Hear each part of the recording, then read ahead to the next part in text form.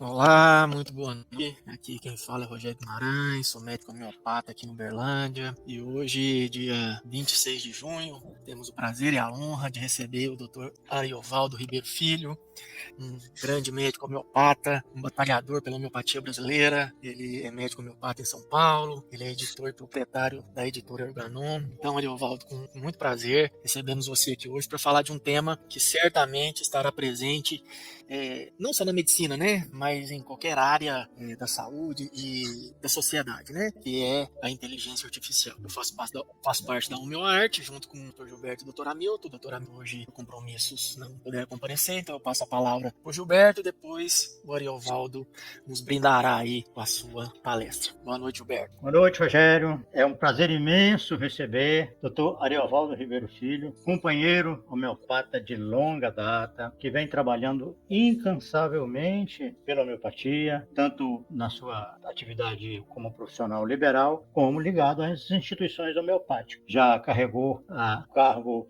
de presidente da nossa Associação Médica Homeopática Brasileira, acho que foi por 2 ocasiões, e tem dado a sua contribuição de forma que recebê-lo aqui hoje, para nós, é realmente uma grande responsabilidade para explorar bastante esse filão, né, que é a experiência dele e o conhecimento vasto da homeopatia. Então, nós estamos agradecendo desde já pela sua presença, pela sua colaboração aqui conosco, Ari, e desejando que você seja muito feliz na sua apresentação, e nós vamos acompanhando e trocando figurinhas com você, tá bom?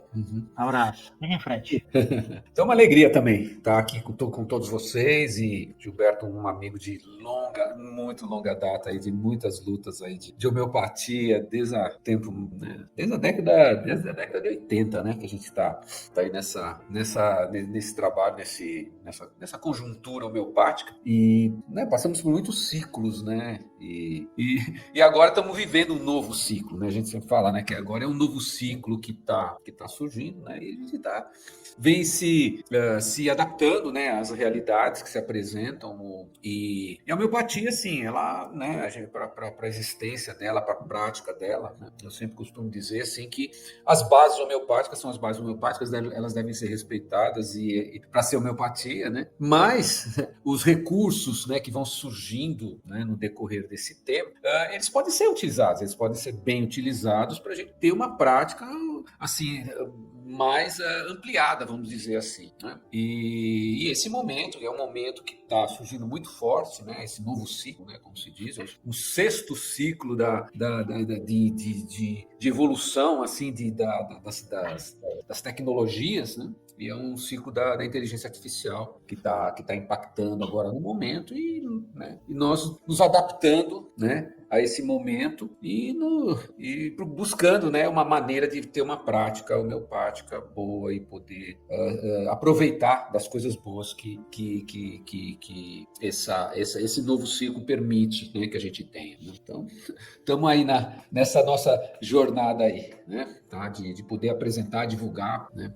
Porque eu, assim, né, na realidade, assim, eu sempre vivi isso daí, muito essa parte todos os recursos que podem, né, Gilberto, auxiliar, principalmente na semiologia, né, por conta de toda a vivência, né, da parte não só de docência, de aula nos cursos, né, de representação institucional, como você falou, mas também, né, na parte semiológica, né, porque o repertório nada mais é do que uma ferramenta, né, que a gente tem, né? O repertório é uma ferramenta que a gente tem, um instrumento que Hahnemann, na época dele, né, criou para justamente o quê? Para tornar mais fácil a vida dos homeopatas, né? Naquela época do Hahnemann reuniu os homeopatas, né? Os discípulos dele, e falou assim: olha, eu quero apresentar para vocês. Quando ele apresentou aquele primeiro repertório escrito manualmente dele, apresentou para os discípulos: olha, para facilitar o trabalho de vocês, eu estou apresentando para vocês uma coisa que se chama repertório, tá bem? Que era o livro que ele cortava em tirinhas, né, as matérias médicas, né, e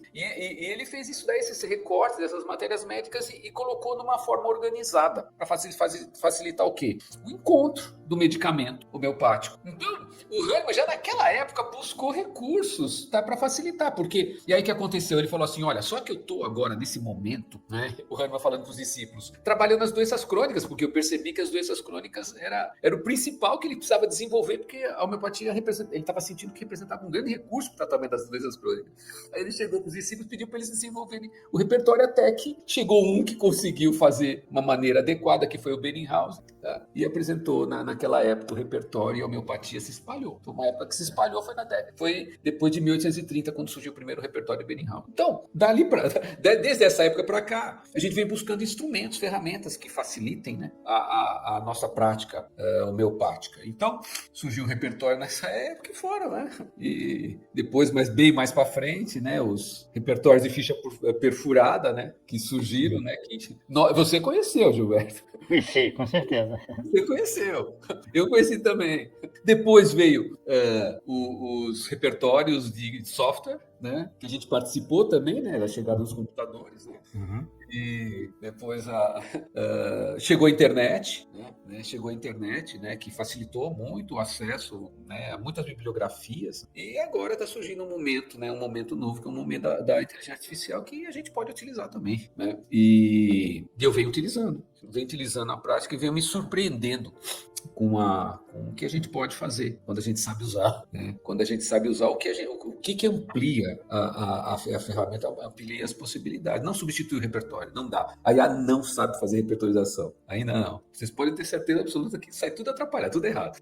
Tá? Mas os recursos de análise de casos clínicos é impressionante, tá? Que a gente consegue fazer com as bases de dados, né? De histórias clínicas, com as bases de dados de matéria médica, fazer o cruzamento, pegar os padrões, né? É impressionante. Né? Então isso daí tem facilitado, né, o trabalho, e eu tenho me desenvolvido nisso daí, nessa parte, mais ou menos de um ano para cá, mais ou menos, né? Por sinal, o meu primeiro curso, minha primeira imersão de IA foi praticamente há exatos um ano que eu fiz uma primeira imersão de inteligência artificial, e de lá para cá só venho aprofundando, estudando e né, procurando me qualificar, né, para poder ensinar e poder utilizar com competência, né, com excelência, né? Eu venho procurando isso daí, estou querendo fazer isso cada vez mais, né? Então, estamos nessa luta aí, né? De fazer mostrar os recursos, né? As possibilidades.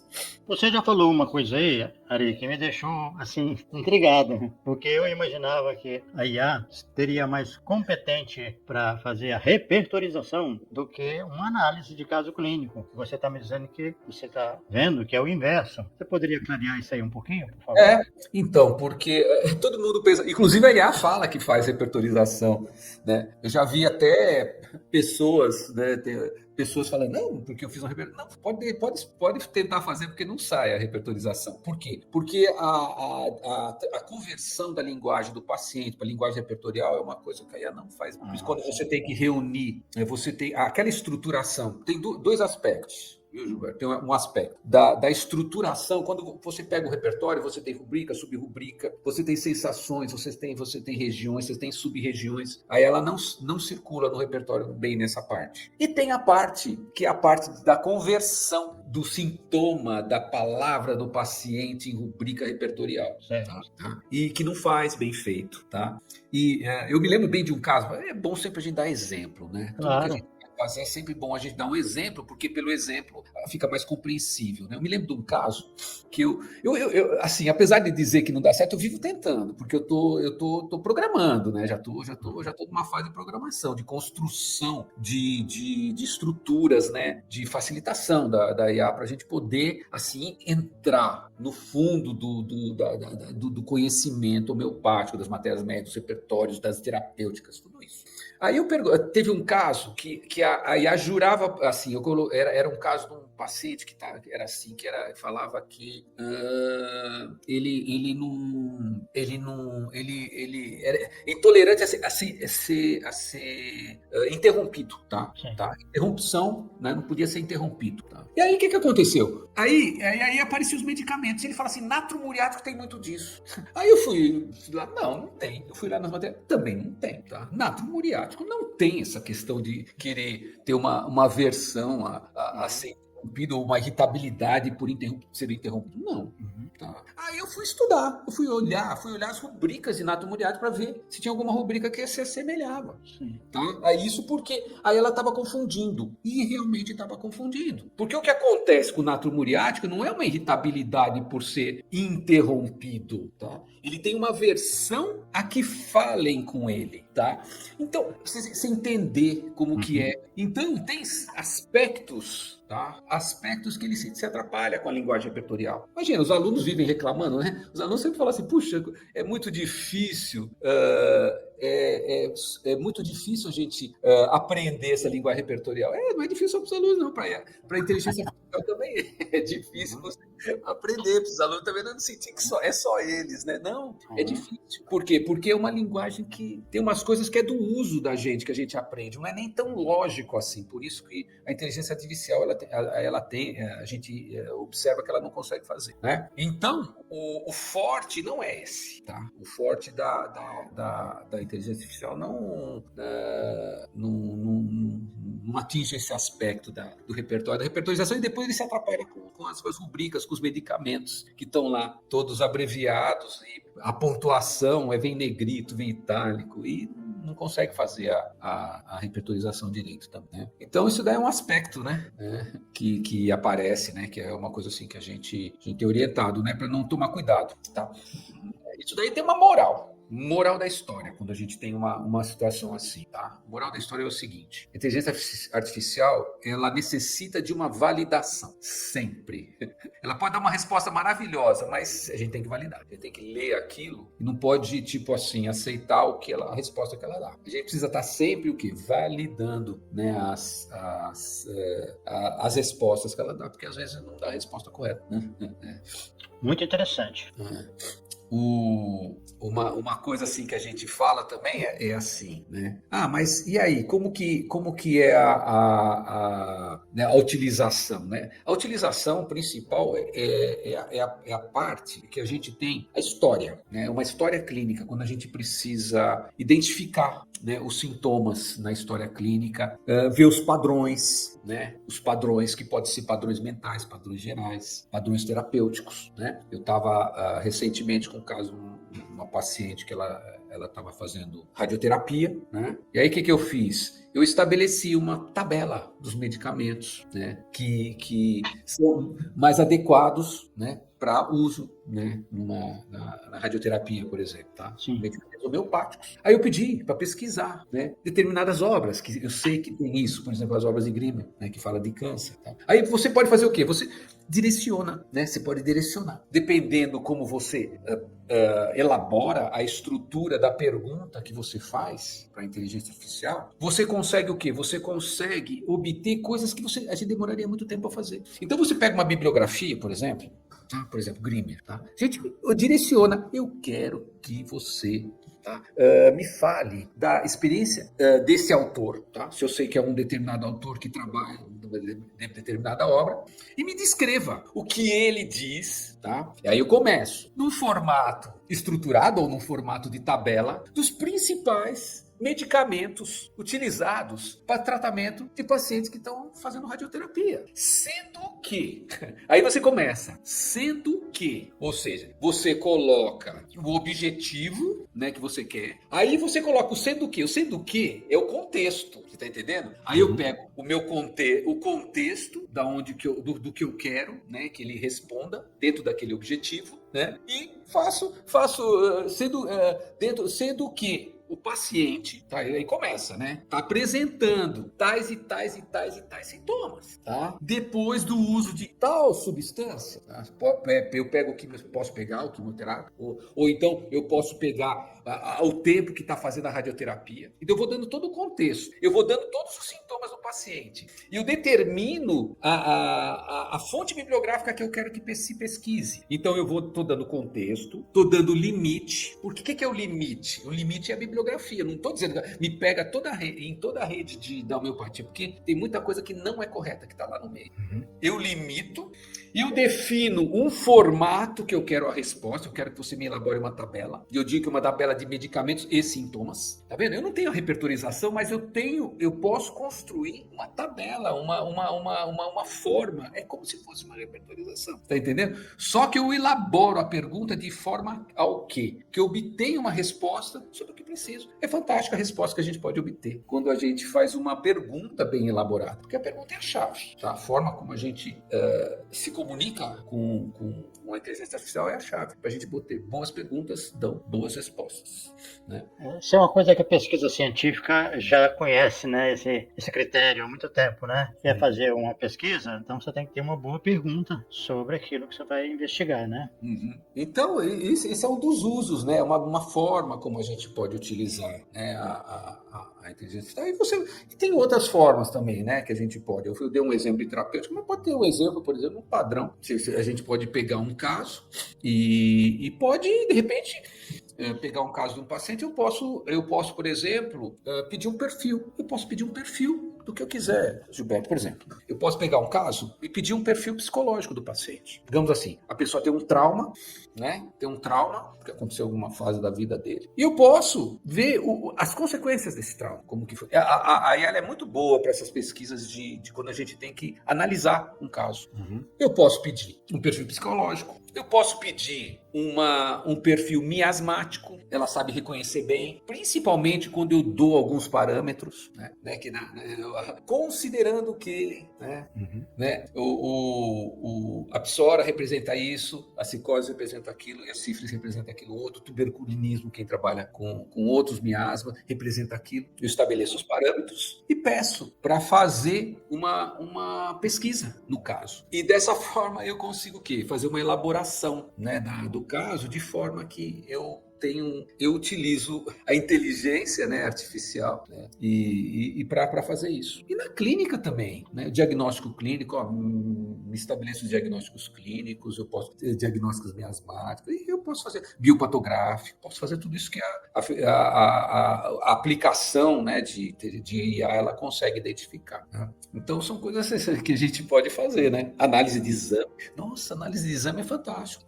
Eu pego um exame, por exemplo, né, e eu posso pegar aquele exame e pedir para fazer, por exemplo, um eletrocardiograma. Puxa vida, é a maior facilidade. Você pega um eletrocardiograma, nossa, aquela coisa assim, né? É fantástico.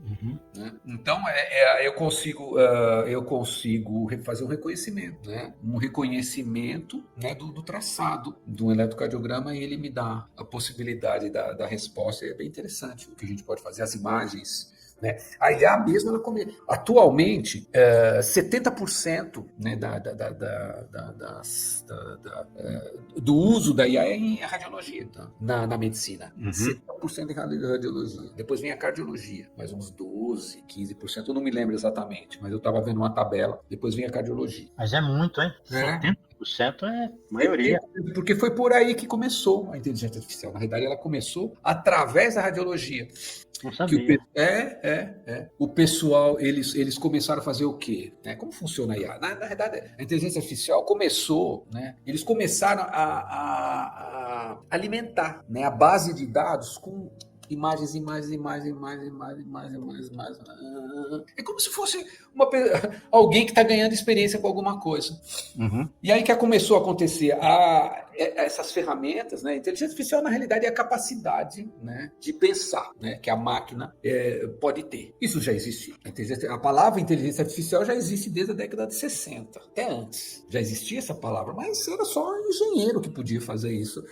Começou, foi em 2020, agora 2022, 2023, com o surgimento do ChatGPT, que ela se tornou acessível para todo mundo, mas antes ela já existia. Né? Então o que eles fizeram? Eles colocaram todas as informações. Então o que aconteceu? Criou-se padrões.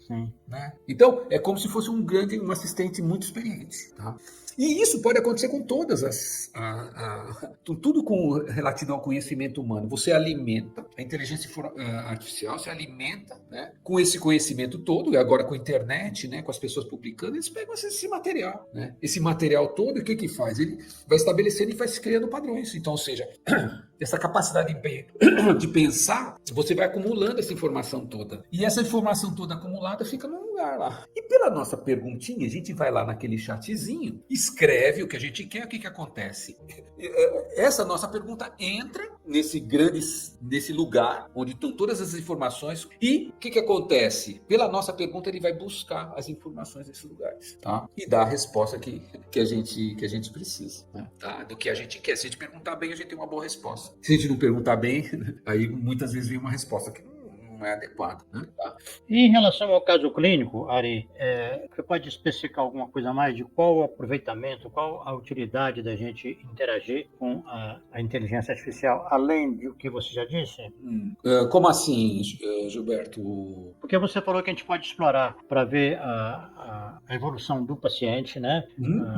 A questão miasmática, né? E vamos dizer assim, se você tem um retorno de um paciente, ou até mais de né? Algumas consultas de retorno, e você pretende fazer uma avaliação, né, de como pode se ver, qual a avaliação que é possível efetuar com esse paciente, com esse caso. Tá? Eu vou fazer uma descrição, tá, Gilberto? É bom que você está fazendo essa pergunta, eu vou fazer uma descrição como que eu faço, tá? Então, por exemplo, eu pego um caso clínico, depois, de repente eu tenho um caso clínico lá, tá? Então, o caso clínico é longo, tá? Normalmente eu transcrevo esse caso clínico, tá? Sim. Ou então eu pego os principais sintomas, eu tiro de uma ficha clínica, por exemplo, dessas que as pessoas utilizam, a iClinic, não sei o quê. Eu pego o texto, tá? Esse texto eu transporto para o campo de digitação da inteligência artificial, para o chat, pelaquela partezinha inferior. A gente pode colocar o texto lá e pedir para estruturar a história. Tá. Você pode pedir para estruturar aquela história, tá? Aí o que acontece? Eu estruturo aquela história clínica, tá? Eu estruturo aquela história clínica, ela vai estruturar em queixa inicial, ela vai estruturar a história pregressa, ela pode estruturar os antecedentes pessoais, história pregressa da moléstia atual, antecedentes pessoais, antecedentes familiares, interrogatório sobre diferentes aparelhos, sintomas gerais, sintomas mentais. Eu posso subdividir os sintomas mentais como eu quiser. Por quê? Porque ela vai e reconhece dentro da história aqueles padrões. Você está entendendo? Então, eu posso pegar, dependendo como eu faço, né, o meu questionamento, aí ele estrutura toda a minha história. Eu posso pedir um perfil miasmático, eu posso pedir um perfil psicológico, eu posso pedir o perfil que eu quiser, né? E avaliação terapêutica também. Exatamente. E aí o que acontece? Aí a terapêutica, normalmente, eu vou mais pro final. Porque aí o que acontece? Aí eu chego, né, eu estabeleço uma totalidade sintomática. Dentro dessa totalidade sintomática, eu posso estabelecer critérios, né? Quais os sintomas mais homeopáticos, quais os mais... Separe mais antigos, mais intensos, mais raros, os raros, estranhos e peculiares do caso.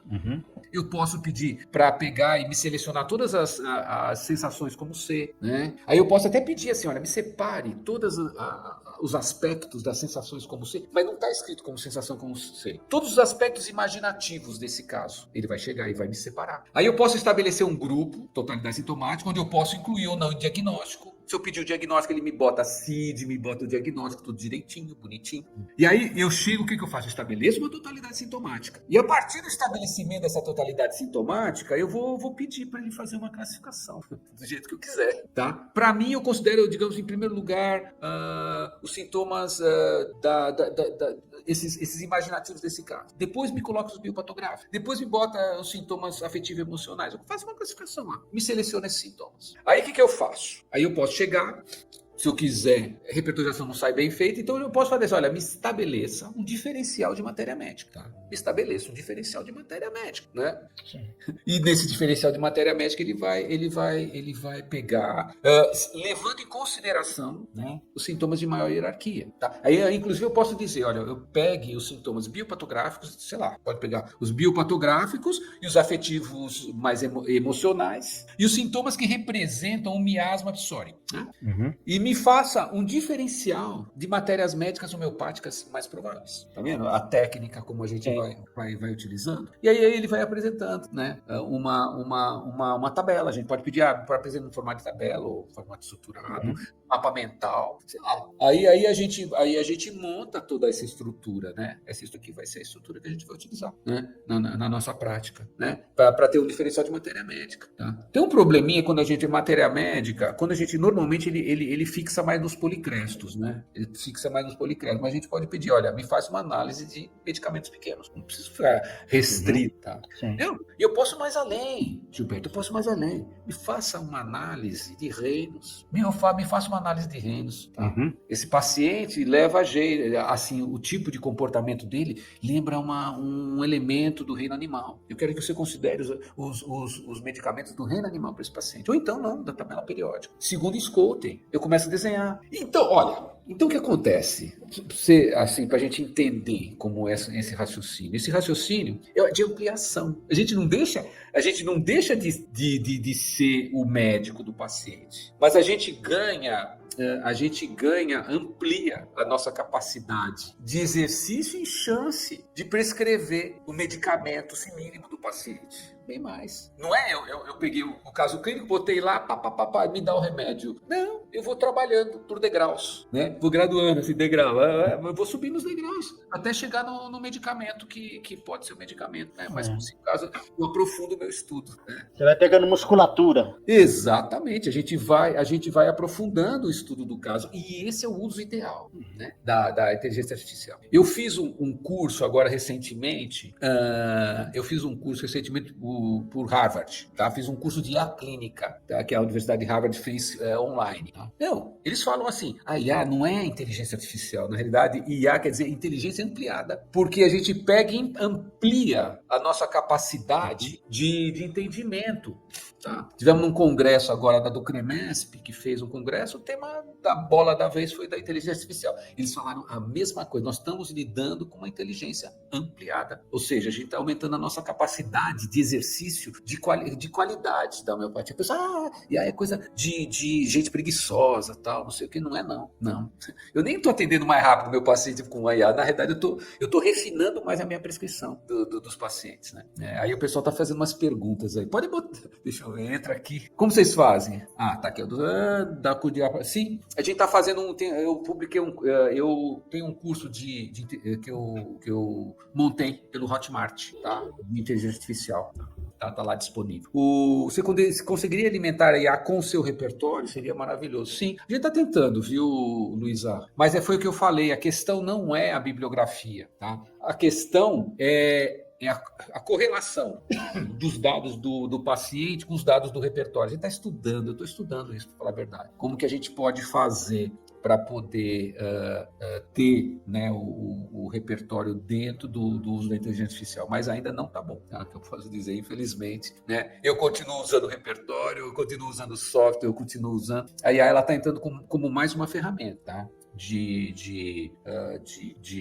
Para encontrar o medicamento do paciente, né? Então é uma coisa assim que eu digo assim, não é uma coisa que a gente consegue chegar e já acabou com o software, não, infelizmente ainda não. Sabe o que eu faço normalmente quando eu faço a repertorização pelo software e faço a minha pesquisa pela inteligência artificial, tá? Tem uma coisa que é muito importante, tá? Que eu tenho falado também, eu quero repetir, em todo lugar tenho falado, tá? A IA é uma coisa aberta. A inteligência artificial ela é aberta. Precisa tomar muito cuidado com o quê? Com dados sensíveis dos nossos pacientes. Tá? Então, é uma coisa que eu sempre falo, não identifiquem o paciente nos campos, tá? Porque é aberto, tá?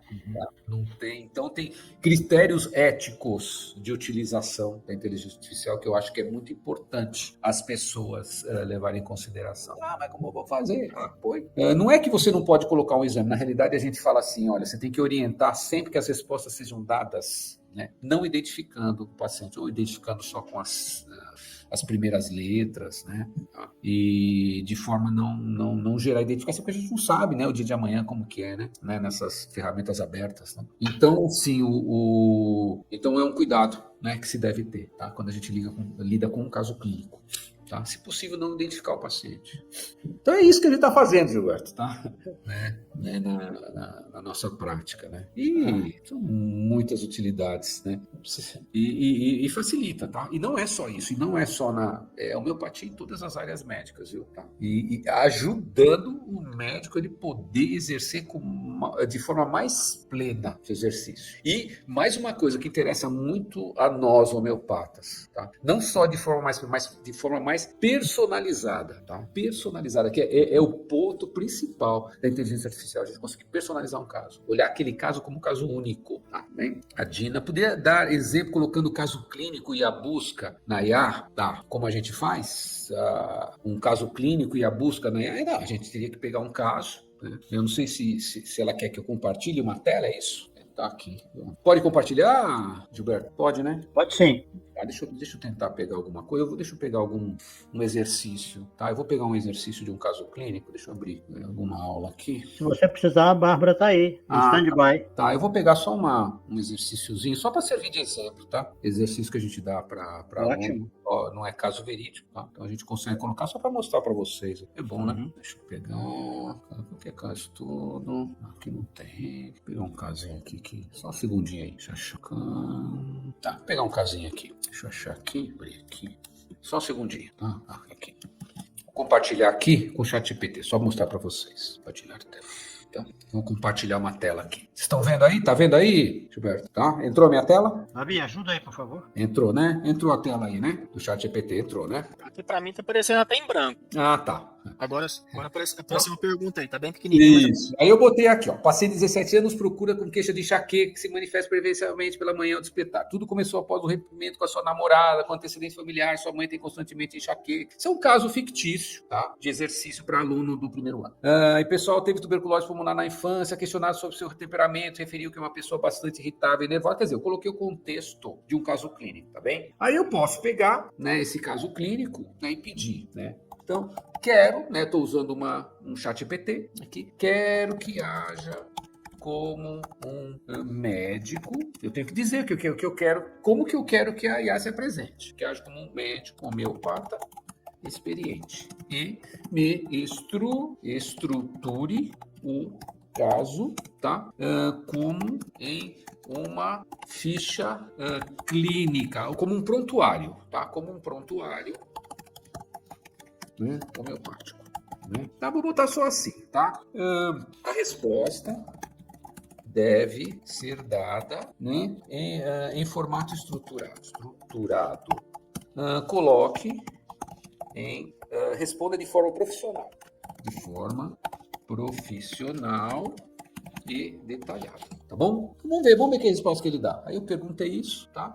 Vamos ver a resposta que ele vai dar, tá? Ó, ele já falou motivo da consulta, tá? Ó, pegou DJS, 17 anos, tal. Motivo da consulta, histórico da doença atual, antecedentes pessoais, antecedentes familiares, perfil mental e emocional, tá? Modalidades gerais, esfera sexual afetiva, exame geral, totalidade sintomática, ele já colocou, análise teológica, aqui, ó, ele colocou rubricas, tá? Ó, ele resolveu, não falei porque não era para colocar, então ele colocou as rubricas repertoriais sugeridas, tá legal?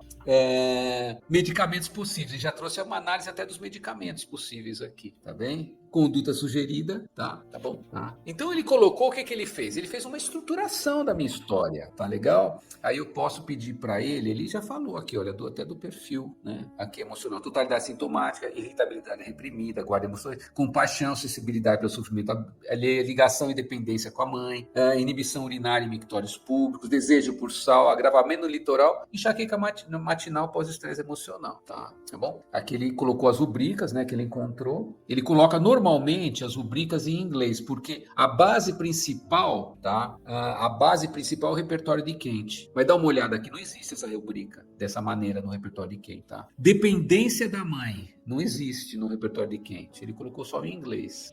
Tá? Retenção de urina, não existe essa rubrica. Olha aqui, em presença de uso. Tá? Primeiro que não é urina. Existe essa rubrica, mas não é esse o nome dela. Tá? Essa rubrica de que não pode urinar na presença de outras pessoas está no capítulo mental, tá? E está no capítulo bexiga, mas não no capítulo urina. Olha só o erro que ele está fazendo aqui. Desejo de sal tá certo, tá bom? No repertório quente não existe esse capítulo bebidas e alimentícios. Isso aí no meu repertório tem, mas no repertório quente não tem, tá bom? Então, isso que eu falo, né? Ele inventa as rubricas, tá legal? Urina, retenção quando outros estão presentes. Código de quente. Não, tá? Isso aqui não existe, tá? Agora aqui tá certo. Generalidades, bebidas alimentícias. Desejo só tá certo, tá bom? Então, o que a gente tem? A gente tem toda uma estruturação, né, do caso, a gente chega nos medicamentos. Isso daí é um avanço, né? Você vai dizer que a gente não, as pessoas podem não usar? Podem, né? E a gente pode aprofundar o caso, se a gente quiser, se tiver algum aspecto, né? A gente pode chegar e aprofundar o caso, se a gente quiser. Bom,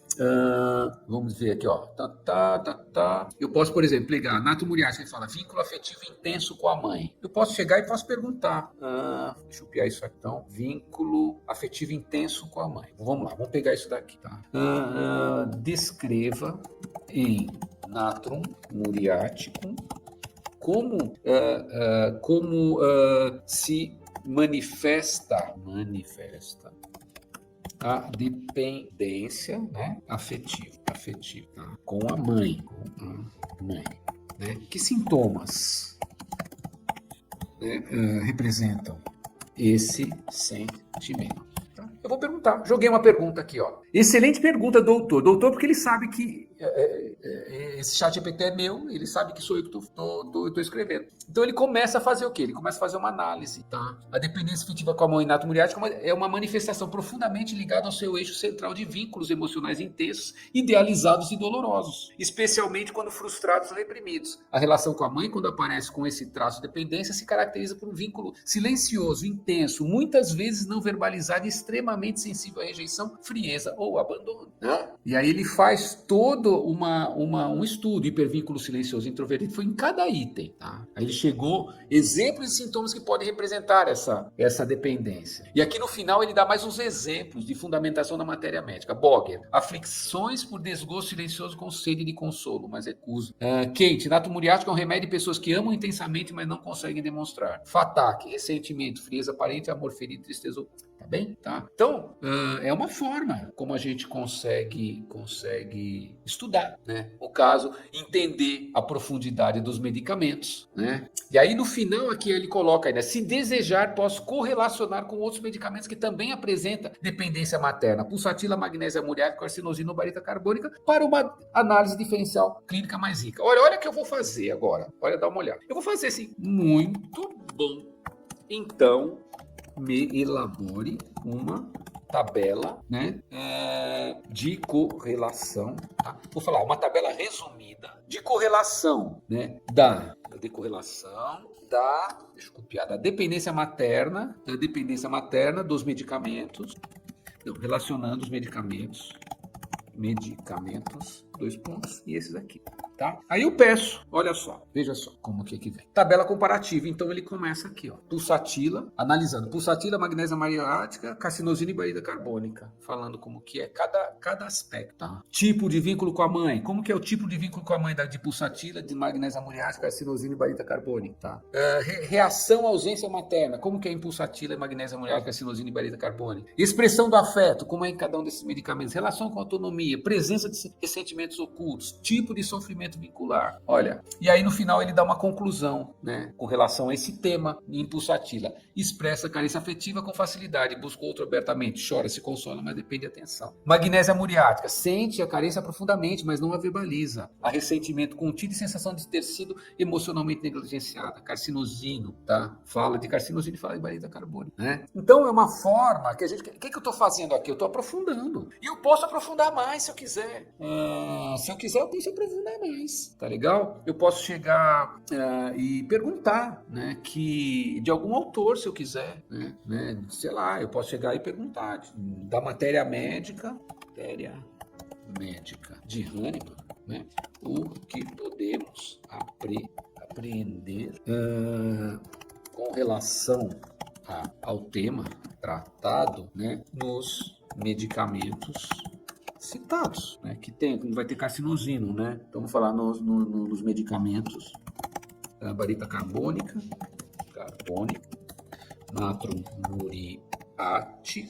muriático, e eu não me lembro se Hahnemann tem estudo de magnésia muriática. Eu vou deixar esses dois só, natrum muriático. Aí eu pergunto. Né? Ó, aí ele começa a citar da matéria médica de Hahnemann o que eu tenho de barita carbônica, tá? E que eu tenho de nato muriático com relação a esse tema, tá? Aqui ele está citando, não sei se é parágrafo, não sei como que é isso, tá? E aí o que eu tenho que fazer? Eu tenho que conferir, tá? Eu tenho que conferir, tá? Se realmente é isso. Mas é uma forma da gente aprofundar, da gente estudar, da gente entender, né? Então a ideia é sempre essa, né? Da gente aprofundar. Aí o Ronaldo está perguntando aí, se eu coloco o caso clínico como contexto. O caso clínico é como contexto, tá? Dentro do prompt, tá? Eu descrevo o caso clínico ou eu anexo o caso clínico, tá? E aí eu escrevo o prompt. O prompt é a instrução, né? O que eu quero que a IA faça. Então, eu quero que analise o caso clínico em tal aspecto, tal coisa eu quero que seja analisado no caso clínico. Aí ele vai naquele texto do caso clínico, né, que é o contexto, e as minhas respostas vão ser as respostas que estão baseadas as perguntas, né? Aquelas perguntas ele vai lá e buscar dentro daquele caso clínico, né, o que eu quero saber e vai dar a resposta, né, na forma que eu pedi, na forma da organização que eu pedi. Né? Então, é isso que a gente consegue fazer, né? E é um estudo, viu, gente? Isso não é uma coisa assim que a gente consegue, que a gente consegue. Isso aí tem que usar, tem que estudar, né? Que tem que aprender a estruturação, né? Por isso que eu criei esse curso, tá? Viu, Gilberto? Por isso que eu criei esse curso, justamente para tornar possível, né? As pessoas utilizarem, né? Para uns é intuitivo, para outros não é intuitivo. A gente tem que ensinar o caminho das pedras mesmo, sabe? Então, por isso que eu criei o curso, né? Eu estou passando o que eu estou aprendendo aí, né? Nessa minha jornada aí desses novos estudos, né? Desse aprofundamento, né? Dessa adaptação a esses novos momentos. Mas a homeopatia, para a homeopatia, é excelente. Nossa Senhora. Muito bom. Muito bom, Ari. Eu quero te fazer a última pergunta, que eu sei que você tem compromisso, a gente está encerrando. Então, eu entendi que é quase uma nova forma de repertorizar um caso clínico. É uma forma de análise, é mais uma forma de análise. Na realidade, não é repertório, é repertório. Então, sim, Mais uma forma da gente analisar o caso. analisar o caso, né? De analisar o caso, o caso clínico em forma de... Olha, Rogério, a gente pode analisar um caso clínico. Não, é muitas coisas, né? A gente pode estabelecer o diagnóstico. A gente pode estudar um determinado assunto de homeopatia. A gente pode preparar uma aula. A gente pode pegar uma pesquisa científica. Se eu pegar aqui, se vocês me derem uma pesquisa científica, está muito complexa para a gente elaborar, a gente põe ela toda estruturada aqui. A gente pode pegar uma patogenesia de um determinado medicamento, você tricota inteira, tá? Dependendo da maneira como a gente pergunta, a gente pega uma patogenesia e entende ela em vários aspectos, tá entendendo? Então, tem um professor muito conhecido aí na área de IA, ele fala, é um cinto de utilidades lá do Batman que ele fala, que a gente tem.